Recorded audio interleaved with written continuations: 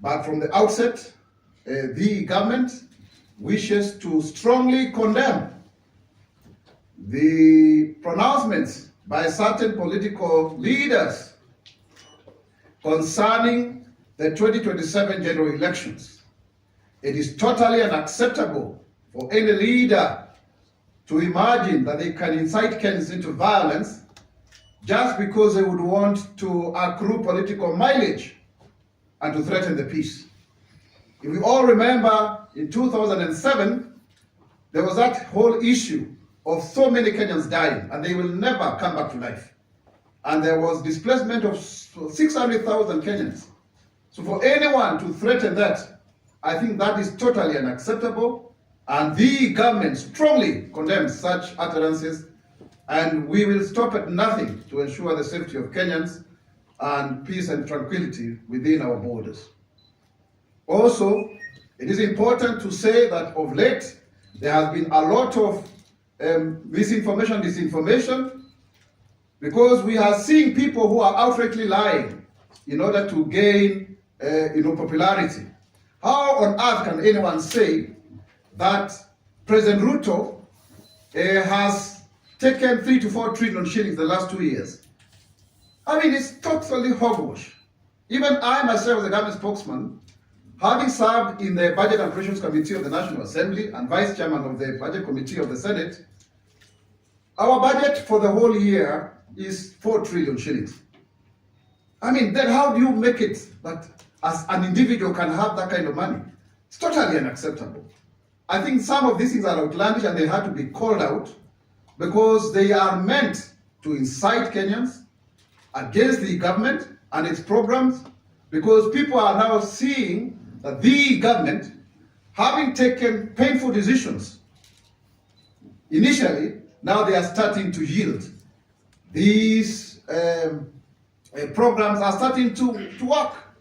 If you look at, for example, tomorrow, we shall have the affordable housing, the first time that we'll have keys that will be handed over by none other than His Excellency the President at Mukuru. It's now no longer Mukuru slums, it's Mukuru estate, you know? And you can see the people of Riara village are very happy. 13,248 units are up, and 1,080 people will receive their keys already. Over 970 of those units have been verified and the ownership.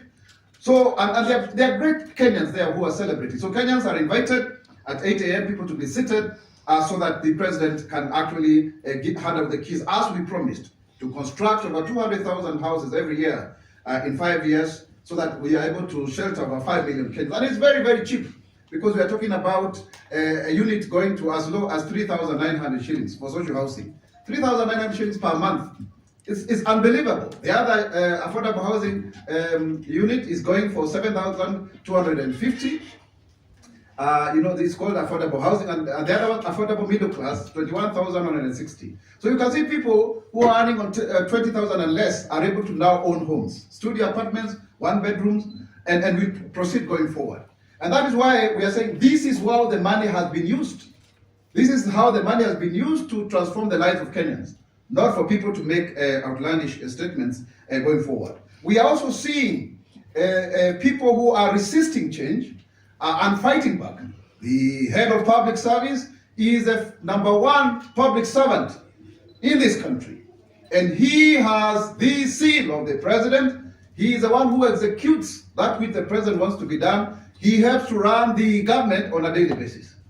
And so therefore, people who are resisting change in state corporations, in ministries, departments, and agencies are not amused, because for the first time, we are seeing a head of public service who is resolute, who is determined to weed out corruption, and there are those who are resisting change when it comes to issues to do with e-procurement.